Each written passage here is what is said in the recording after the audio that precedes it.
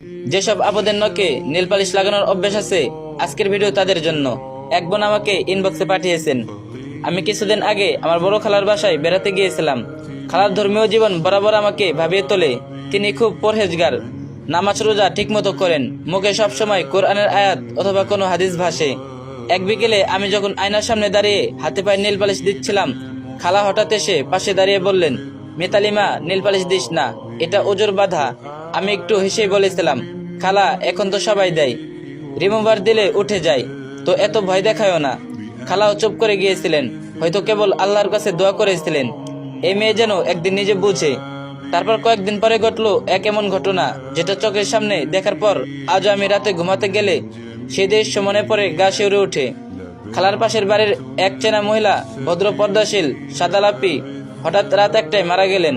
স্বাভাবিক মৃত্যু। সবাই ভাবছিল সকালে জানাজা হবে, জোহরের দিকে মাটি দেওয়া হবে। মরদেহটা রাখা হলো বরফের উপর। পুরো ঘরে কান্নার শব্দ, শোকের বার যেন ঘরে ভেঙে পড়বে এমন।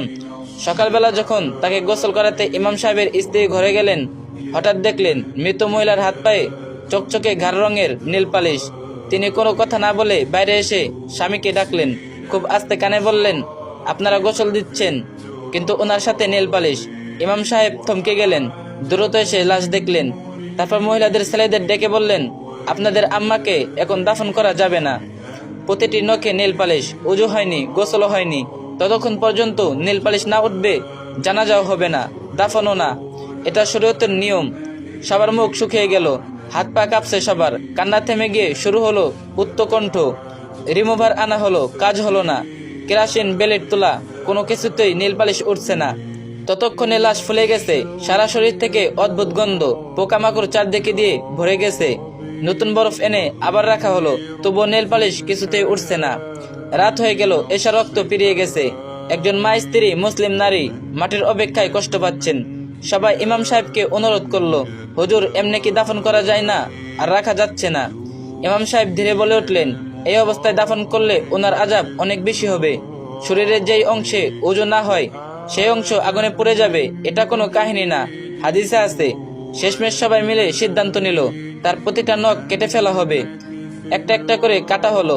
একটা লাশের আঘাত সহ্য করার ক্ষমতা নেই, কিন্তু আমাদের ভুল তাকে এভাবে সহ্য করতে হলো।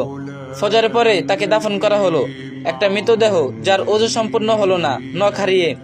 এই ঘটনা আমার চোখে দেখেছি, আজও যেন সেই লাশটার ব্যথা আমার বুকের মধ্যে ঢুকে আছে।